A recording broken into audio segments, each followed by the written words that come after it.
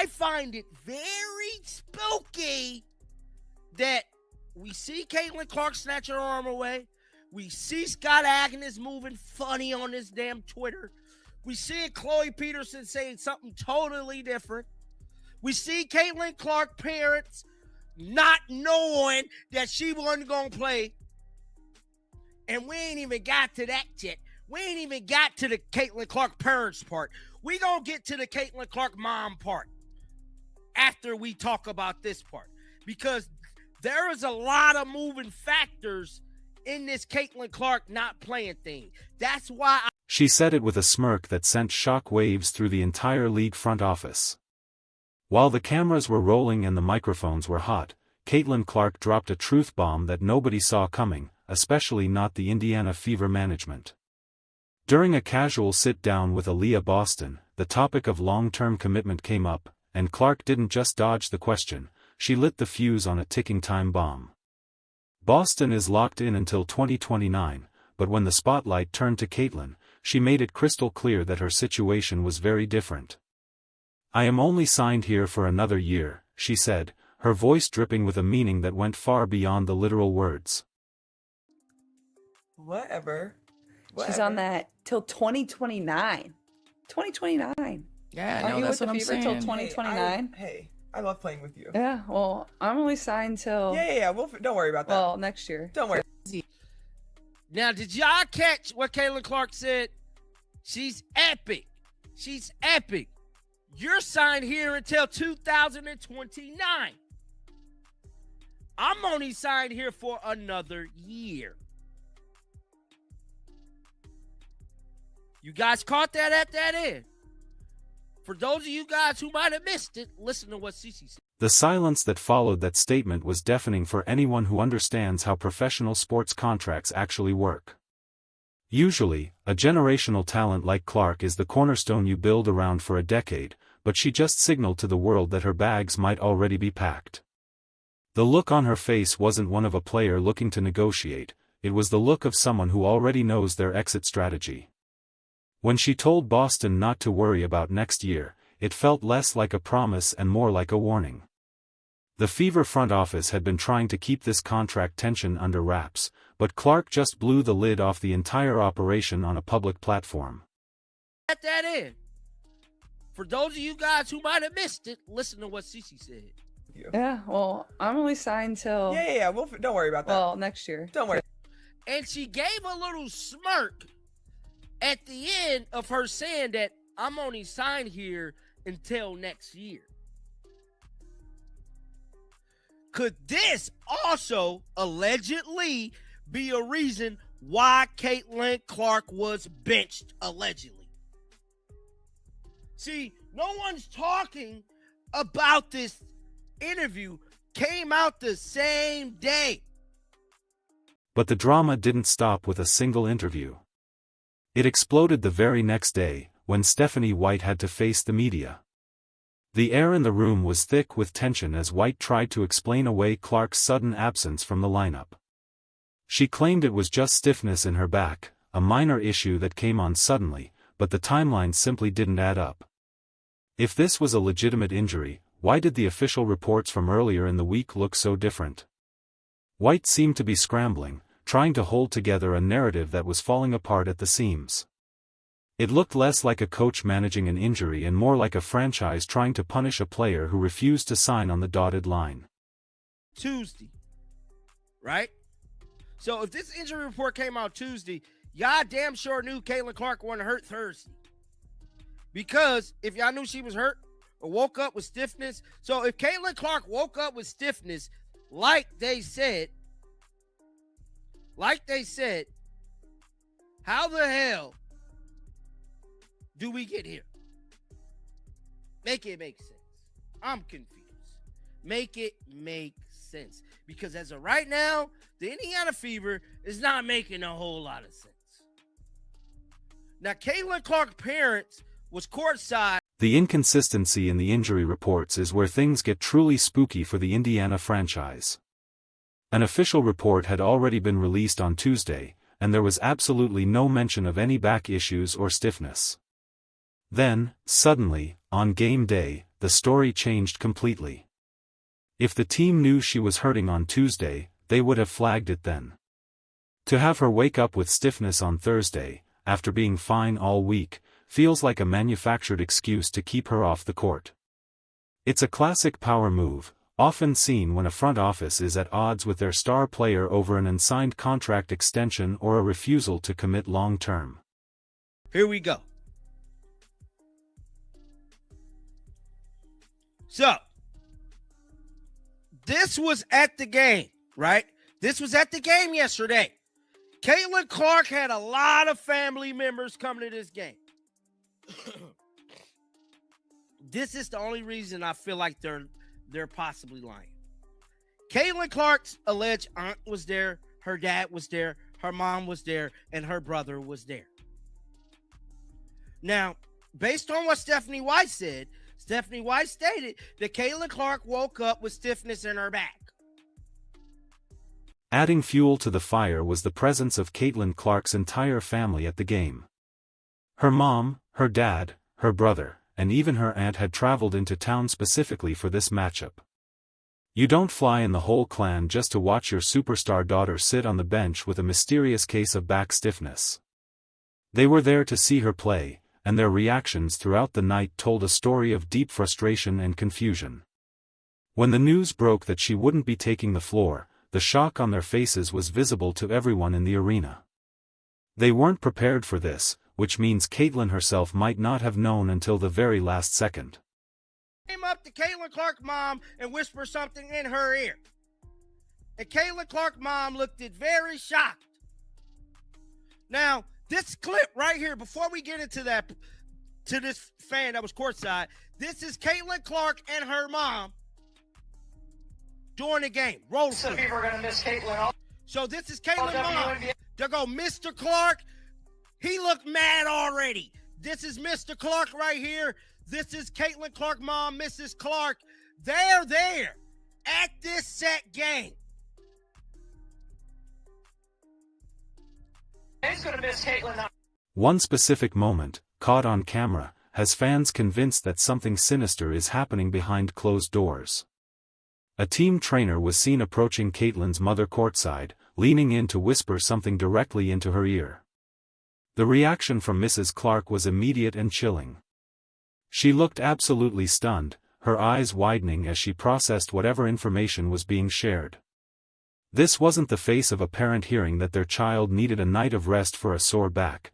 This was the face of someone hearing a piece of news that changed everything. The secret conversations happening in the shadows are starting to leak out into the public eye. I have to keep it real. So this is Caitlin Clark's mom. This is Caitlin looking at her mom. This is before the hug comes together. Right? Roll. Some people are going to miss Caitlin. All of WNBA. Now look at Mr. Clark behind them. Mr. Clark don't look like a happy dad right now. He don't look like a happy dad.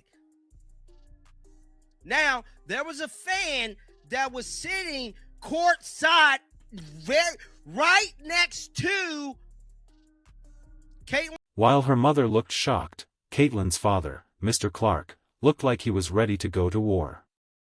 He was spotted sitting behind the bench with a look of pure stone on his face. There were no smiles, no cheers, and no attempts to hide his blatant dissatisfaction with how the night was unfolding. Sources close to the situation say he was overheard complaining about the way the franchise was handling his daughter's status. For a father who has been her biggest supporter since day one, seeing her benched during a game they all traveled for was the final straw. The tension between the Clark family and the Fever front office has reached a boiling point. This part, because there is a lot of moving factors in this Caitlin Clark not playing thing. That's why I had to do a live, because it's so many moving factors and so many moving pieces. It'd be 10 videos. No, we're going to come here in the congregation together to dissect it all. Somebody said Caitlin Clark's dad was complaining. We're going to dissect it all, because that's how many moving pieces it is that is going on within this franchise. Now, if this was Caitlin Clark. Even the digital footprint of the team's associates is starting to look suspicious. Insiders noticed that Scott AGN and other figures connected to the team were moving funny on social media, posting cryptic messages, and then deleting them. It's as if there's a massive internal struggle over who gets to control the narrative. When you have a star like Caitlin Clark, every tweet and every like is scrutinized. The fact that team-affiliated accounts are acting erratically suggests that the front office is in total chaos. They know the fans are starting to see through the injury excuse, and they are terrified of the backlash that is coming. The situation gets even more complicated when you look at the reports coming from Chloe Peterson and other beat writers. They are being fed information that directly contradicts what Stephanie White is saying at the podium. This kind of communication breakdown only happens when a franchise is divided. One side wants to protect the player, while the other side is trying to protect the corporate interests of the team. When the coach and the reporters can't get their story straight, it's a massive red flag. The fans are being lied to, and the evidence is piling up so high that it's becoming impossible for the Fever to ignore. The core of the issue seems to be that unbelievable unsigned contract. Caitlin Clark isn't just another player, she is the face of the league and a massive revenue driver. For her to openly state that she is only signed for one more year is a nightmare scenario for any executive. It takes away all their leverage. If she refuses to sign an extension, she can walk away and leave the franchise with nothing. This benching feels like a desperate attempt to show her who's boss, but it's backfiring in the most public way possible. You can't bench greatness and expect the world not to notice the underlying motives. Caitlin's body language during the game spoke volumes about her current mental state. When she was sitting with her mother, there was a moment where she snatched her arm away and looked completely checked out. She wasn't engaged with the team, she wasn't smiling with her family, and she looked like someone who wanted to be anywhere else but in that arena. The smirk she gave during the interview about her contract has been replaced by a look of grim realization. She knows she's in a battle with the people who sign her checks, and it's a battle that is playing out in front of thousands of expectant fans. The stiffness excuse is particularly insulting to the intelligence of the fan base. Pro athletes deal with stiffness every single day of their lives. They don't sit out high-profile games because they woke up feeling a little tight. They have access to the best physical therapists and recovery tech in the world. If she wanted to play, she would have played. The fact that she was held out despite her family being in the stands suggests that the decision was taken out of her hands entirely. It was a management decision draped in medical terminology to avoid a fine from the league office for resting a healthy star. Stephanie White is in an impossible position right now. As the coach, she has to be the face of these decisions, even if she doesn't agree with them.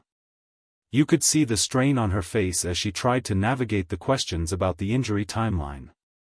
She knows the fans aren't buying it. She knows the media is digging for the truth. When a coach starts losing it in press conferences, it's usually because they are tired of lying for a front office that is making bad decisions. White is caught between a generational talent and a management team that is playing a dangerous game of chicken. There's also the factor of the epic label that everyone keeps throwing around. Clark knows her worth, and she knows that she has the power to change the fortunes of any franchise she joins by keeping her contract status up in the air. She is maintaining her freedom. The Fever want her locked down until 2029 like Aaliyah Boston, but Caitlin is playing a much smarter game. She is keeping her options open, and that level of independence is terrifying to a front office that wants total control. They are trying to break her will, but they are finding out that Caitlin Clark doesn't break easily. The atmosphere in the arena that night was described by many as spooky and off. Fans who were sitting courtside noticed the weird energy between the players and the staff. It wasn't the usual vibe of a team supporting a teammate who was taking a night off to recover. It felt like a house divided. There was no joking on the bench, no easy camaraderie. It was cold and professional in the worst kind of way. When your star player is being sidelined for reasons that feel political rather than physical, it poisons the well for the entire roster. The chemistry is being destroyed from the top down. Let's look at the facts again. The injury wasn't on the Tuesday report. Her family flew in from out of town, and she made a public comment about her contract expiring just 24 hours prior. If you believe this is all a coincidence, you aren't paying attention. This is an orchestrated move. The franchise is trying to send a message that no player is bigger than the team, but in doing so, they are alienating the very person who makes the team relevant. It's a scorched earth policy that could end up burning the entire Indiana Fever organization to the ground if they aren't careful. The conversation with Aaliyah Boston was the catalyst for this entire explosion. When Boston mentioned being signed long-term, it was a moment of genuine connection between two teammates, but Clark's response turned it into a viral moment that redefined her relationship with the city. She didn't say, "I can't wait to be here for 10 years." She said, "I'm only here for a year." That distinction is everything. It tells us that there have been contract offers put on the table that she has flat out rejected.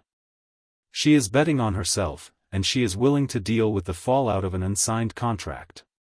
We have to ask what kind of pressure is being put on Stephanie White behind the scenes. Is she being told who to play and who to bench based on contract negotiations? If that's the case, the integrity of the game is at stake. Coaches are supposed to put the best product on the floor, not act as henchmen for the front office's legal department. If White is being forced to lie about back stiffness to cover up a contract dispute, she is losing the locker room. Players can smell a lie from a mile away, and once a coach loses that trust, they can never truly get it back. The fan who was sitting right next to the Clark family reported that the mood was beyond tense. They said it felt like a funeral rather than a basketball game. People paid hundreds, sometimes thousands of dollars to see the number one pick in action, and instead they got a front row seat to a corporate power struggle. The disconnect between the business side of the WNBA and the actual sport has never been more apparent. The league needs Caitlin Clark on the court, but the Fever management seems more interested in winning a contract battle than winning a basketball game. What happens next will determine the future of this franchise for the next decade. If they continue to bench her under the guise of fake injuries, they will eventually force her to request a trade. There are 11 other teams that would move mountains to get an unsigned Caitlin Clark on their roster. The Fever are playing a high-stakes game with a winning hand, but they are playing it like they're afraid to lose. You don't bully a talent like this into signing a contract, you earn their loyalty by treating them with respect and transparency, neither of which we are seeing right now. The congregation of evidence, as the insiders call it, is simply too much to ignore.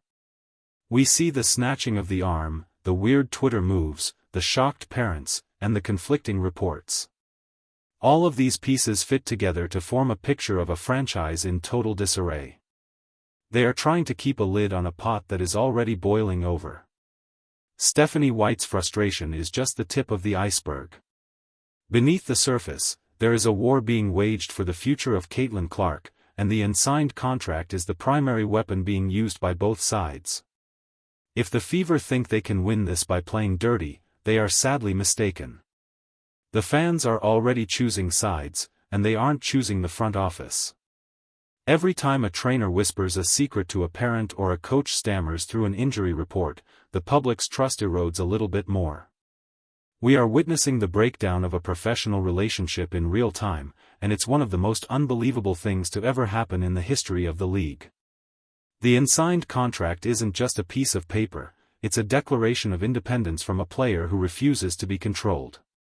As we move into the final stretch of the season, all eyes will be on that injury report and the courtside seats. If the stiffness miraculously disappears as soon as contract talks resume, we'll have our answer. But if the benchings continue and the family remains stone-faced, we might be looking at the end of the Caitlin Clark era in Indiana before it even truly began. This is a story about power, money, and the price of being a generational icon. The truth is coming out, and no amount of stiffness reports can hide the fact that the Fever are losing control of their biggest